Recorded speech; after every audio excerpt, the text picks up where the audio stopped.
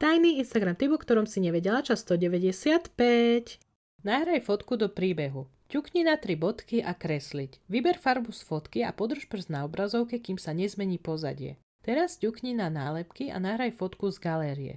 Ťukni na ňu, nech sa zmení na kruh a umiestni ju hore. Nahraj ešte 2 ďalšie fotky a umiestni ich tak, ako sa ti páči. Teraz ťukni na text, vyber toto písmo a napíš bodku. Hore ťukni na A, kým sa ti urobí priesvitné pozadie. Zmeň farbu a teraz väčší box cez celú obrazovku, aby sa ti prekryla celá fotka. Ulož si fotku a odiď naspäť na svoj profil. Začni nový reel a nahraj tam fotku, ktorú si vytvorila.